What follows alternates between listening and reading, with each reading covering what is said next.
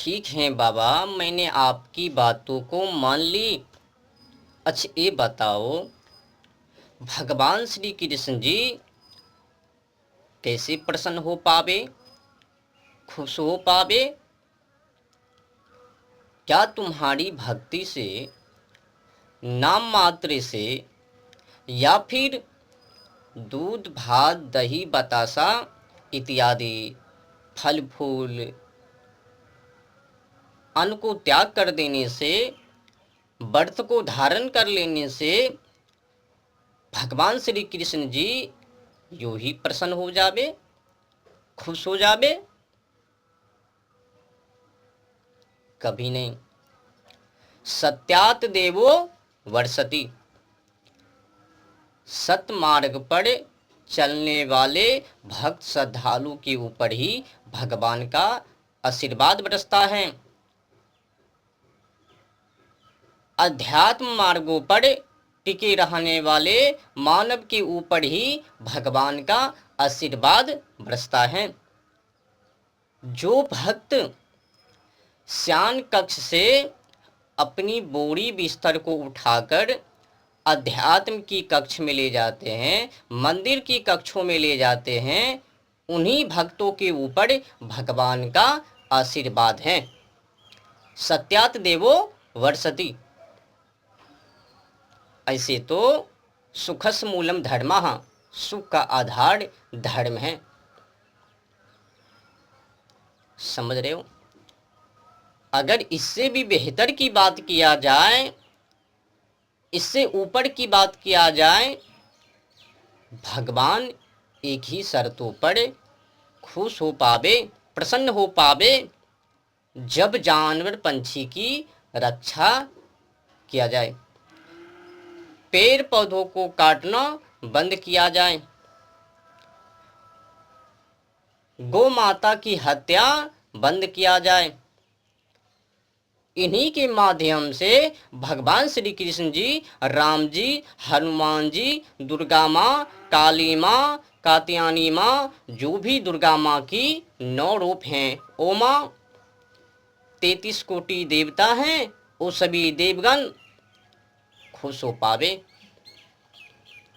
अगर इनको रक्षा नहीं करता है, जानवर पंछी पेड़ पौधे गौ माता की जो भी भक्त श्रद्धालु रक्षा नहीं करता है, अपनी ही आंखों के सामने गौ माता की हत्या, जानवर पंछी की हत्या इत्यादि इत्यादि की हत्या देखता है ना, इन लोगों की तपस्या निसफल, निष्काती।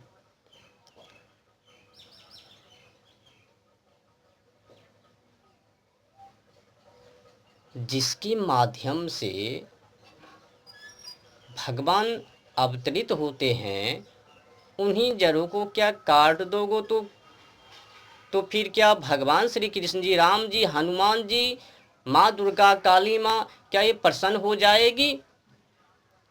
कभी नहीं भक्तों, कभी नहीं। तुम लोगों को जो बताता है ना, बैठे बैठे चोरी चोरी छिपके छिपके, कि एक दान नाम ले लो जड़ से पाप खत्म, ये अन्याय है। भगवान ने जिस नियम को बनाया, कानून को बनाया, उस कानून को भगवान कभी तोड़ नहीं सकता। अगर तोड़ देंगे तो वो भगवान नहीं हो सकता। तब तो भगवान में, और ये जो धरती पर न्याय करने वाले न्यायदाता हैं, रुपया लेकर, रुपया हैं तो तुम्हारा वो कानून राव साहब, मैं तुम्हारी अपराधी को नहीं देखूंगा। नोट है, नोट नोट है, हो गई। तो फिर वहाँ पर देख लो, जैसे कई कुलगुरु बोलता है ना कि भगवान पापों को क्षमा कर देता है जब भगवान का नाम लेता है। ना बाबा, पाप करोगे तो पापों का फल, पुण्य करोगे तो पुण्यों का फल, दोनों का हिसाब किताब है। भगवान वो अपनी कानूनी व्यवस्था में कोई हस्तक्षेप नहीं कर सकता। भगवान ने जो नियम को बनाया, उस नियम का उल्लंघन कभी नहीं कर सकता। अगर वो नियमों को उल्लंघन करेंगे तो फिर कोई उनके द्वारा बनाए गए नियम कोई पालन नहीं कर पाएंगे। तो भगवान कभी नियम को नहीं तोड़ सकता। जो भी लोग ऐसा बोलता है कि नाम लेने से, ऐसे करने से सारे पाप जड़ से भस्म हो जाते हैं, तो ये अन्याय है, झूठ है, कल्पित हैं। कभी क्षमा नहीं होता, उनका हिसाब किताब होता है, उनको भोगना पड़ता है। ये जज वकील वाले बात सुनकर तुम भी उसी में रस जाते हो। जज भी रुपया लेता है, अपराधी को नहीं देखता है। रुपया, तुमने रुपया दिया तो तुम्हें, अगर रुपया दिया तो तब तो मैं न्याय करूँगा। अगर रुपया को तुम नहीं दोगो, धन दौलत को नहीं दोगो, तो मैं तुम्हारे न्याय को नहीं करूँगा, अपराधी घोषित कर दूंगा, जेल में जाके बंद हो जाना। तो क्या वही नियम नहीं लगता आपको? भगवान ये देखता है कौन भक्त, कौन मानव पाप किया है, पुण्य किया है। भगवान का काम है पाप और पुण्य का हिसाब किताब करके देना। जो पाप किया है उनको जानवर, पंछी, गधे, ऊंट, खच्चर बनना ही पड़ेगा।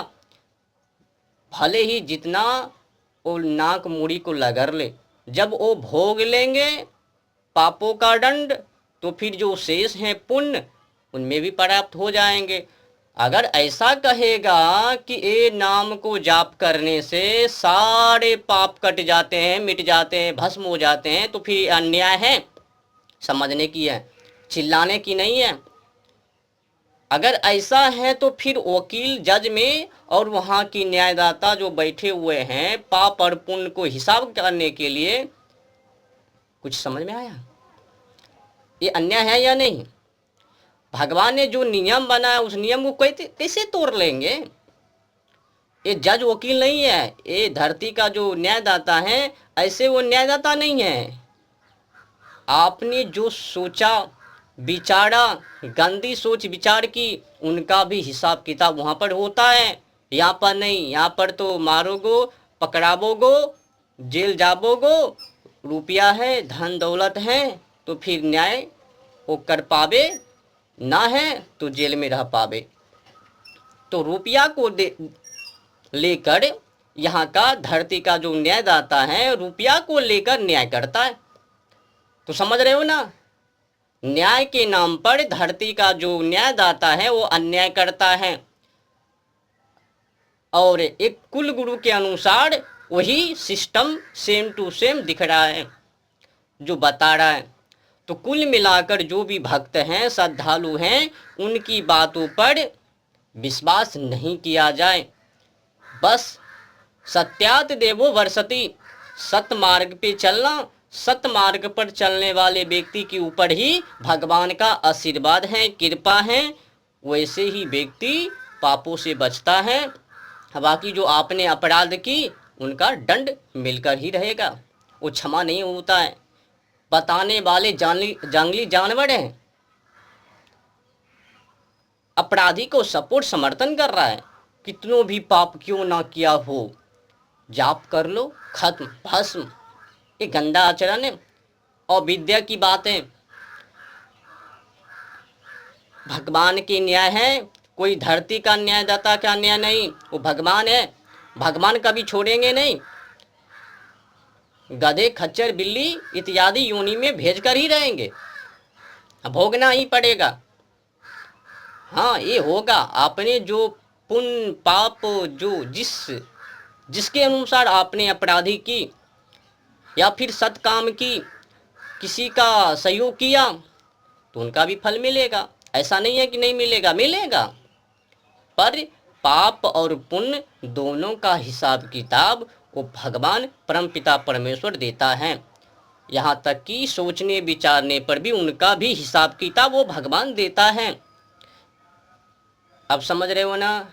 अगर ये कोई अंधभक्त बोलता है कि जड़ से ही पाप भस्म, समझ लेना अन्याय कर रहा है, कल्पित बातें बोल रहे हैं। तो आगे बढ़ते हैं। संयोग है, आज श्री कृष्ण जन्माष्टमी उत्सव भी है। तो क्यों ना संकल्प लिया जाए। दूध भात दही बतासे को त्याग देने से, व्रत को धारण कर लेने से कुल मिलाकर भगवान श्री कृष्ण जी, राम जी, हनुमान जी, काली माँ जो भी हैं 33 कोटि देवता, ये प्रसन्न नहीं होता, खुश नहीं होता। खुश तभी होगे सत्यात देवो वर्षति, सतमार्गों पर आप चलोगो। श्यान कक्ष से अपनी बोरी बिस्तर को उठाकर मंदिर की कक्षों में अपनी बोरी बिस्तर को ले जाओगे। धर्म के अनुकूल अपनी आचरण को करोगे। आपको क्या लगता है आसान है? केवल नाम मात्र से ही भव्येरा पार है? ये गलत है। ये जो गौ माता की हत्या हो रही है, एशिया का सबसे बड़ा कत्ल खाना, कसाई खाना मुंबई देवनार, महाराष्ट्र को या मुंबई को, तो वहां पर है। और दुर्भाग्य है देश का सबसे बड़ा बूचड़ खाना अल कबीर, ये स्थित हैं तेलंगाना मेडक जिले रुद्रम गांव में, तकरीबन में 400 एकड़ में। मांस का निर्यात होता है, बीफ का। बीफ क्या है बाकी आप खोज कर लीजिए, विस्तार करूँगा तो फिर ये जो यूट्यूब वाले हैं मालिक, ये डिलीट कर देता है। तो कुल मिलाकर भगवान को प्रसन्न करने के लिए, खुश करने के लिए गौ माता की रक्षा किया जाए, जानवर पंछी की रक्षा किया जाए, पेड़ पौधों को काटने से उनको बचाया जाए, यही मेन भक्ति है। और पूजा पाठ भी किया जाए, ऐसा नहीं है कि उनको छोड़ दिया जाए। योग ध्यान भी किया जाए, जो भी पद्धति हैं, परंपरा है, उनको भी मद्देनज़र में रखते हुए उनको भी किया जाए। और विशेष करके गौ माता की रक्षा, जानवर पंछी की रक्षा, पेड़ पौधा की रक्षा, इनको भी किया जाए। पूजा पाठ को भी एक किया जाए, मंदिर में भी जाया जाए। पर अगर केवल मंदिर में ही जाया जाए करे और जानवर पंछी को खाया करे तो फिर गड़बड़ है। दोनों को, नाम को भी लेकर और अध्यात्म को भी लेकर आगे बढ़े, तभी सफल की कोई मार्ग है। अगर नाम को पकड़कर, अध्यात्म को छोड़कर, सतमार्ग को छोड़कर, गौ माता की रक्षा, जानवर पंछी की रक्षा, पेड़ पौधों की रक्षा को छोड़कर उधर, तो फिर गड़बड़। और विशेष एक और जानकारी मैं आप लोगों को देना चाहता हूँ। अपनी जो देशों में व्यवस्था है, कानूनी व्यवस्था और राजा की व्यवस्था बहुत ही दुर्लभ है, दुर्भाग्य है, अन्याय है। एक धारा को मैं पढ़ रहा था, आईपीसी की धारा 428। आपको पता है, इस धारा को जब मैंने पहली बार पढ़ा मुझे बहुत ही अफसोस हुआ, दुख हुआ, कलेश आया। कैसा कानून है? जब अपने देश में कानून ऐसा तो फिर व्यवहार क्यों नहीं वैसा? जब कानून ही ऐसा है तो व्यवहार फिर वैसा क्यों नहीं होगा? ये जो आईपीसी की धारा 428, 429 है, इसमें क्या कहता है? आईपीसी की धारा 428 में कहता है कि जो भी लोग जानवर को मारता है, पीटता है, जहर देता है, अपंग कर देता है, अब मारने वाले डंडा से कौन होगा? किसान होगा। तो कुल मिलाकर किसानों के लिए एक कानून बना दिया, मारने पर, पीटने पर। अब जहर देने वाले कोई बगल के होंगे, वो जहर दे देंगे। तो मैंने सोचा ये भी ठीक ही है, बनाया, ये भी ठीक है, उचित है। पर आगे की जो समस्याएं हैं बहुत ही गड़बड़ हैं। इनको के लिए तो बना दिया, पर काम तो नहीं हो रहा है इसके अनुकूल, ये भी गड़बड़ है। तो किसान के द्वारा लठ उनके ऊपर ये कानून बना दी 428 429 आईपीसी की धारा। तो आईपीसी की धारा 428 में क्या कहता है? इसमें एक कहता है कि किसी भी जानवर को अपंग करके पीटना, उनको जहर देना, तो ऐसे मानव के ऊपर आईपीसी की धारा 428।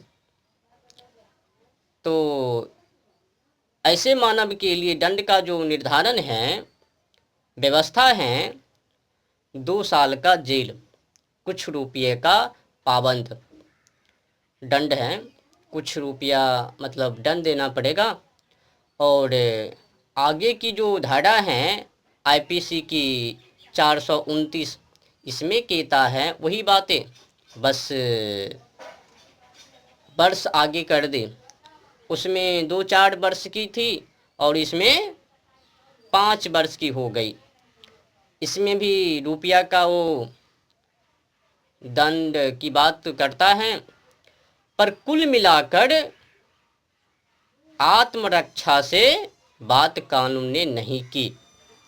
पीटने पर, जहर देने पर ये तो बात कर ली, पर जो मानव सदैव के लिए जानवर को अलविदा कर देता है जीवन से, ऐसे मानव के ऊपर कानून क्यों नहीं?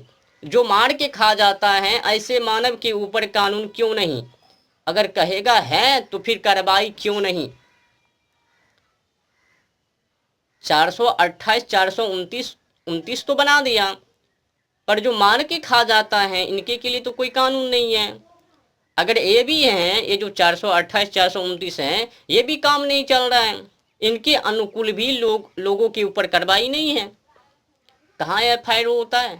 कई जानवर को चीप देता है गाड़ी से, कई जानवर को मार देता है, कई जानवर को कुछ भी कर देता है, जहर दे देता है, अपंग कर देता है, कई तरह की घटना। और विशेष जो सूचना है, मार के खाने वाले, आपको पता है ना, अपने देश में 2 कसाई खाना ऐसे हैं जो फेमस हैं। एक तो एशिया का सबसे बड़ा कसाई खाना मुंबई कहो या फिर महाराष्ट्र देवनाड़, और दुर्भाग्य की बात है देश का सबसे बड़ा बूचर खाना अल कबीर। इनके बारे में भी मैंने बता दिया ना, अल कबीर कहाँ पर स्थित है, फिर दोबारा से बता देता हूँ। देश का सबसे बड़ा बूचर खाना, कसाई खाना अल कबीर, ये जो पड़ता है तेलंगाना मेडक जिले में रुद्रम गांव में 400 एकड़ में 4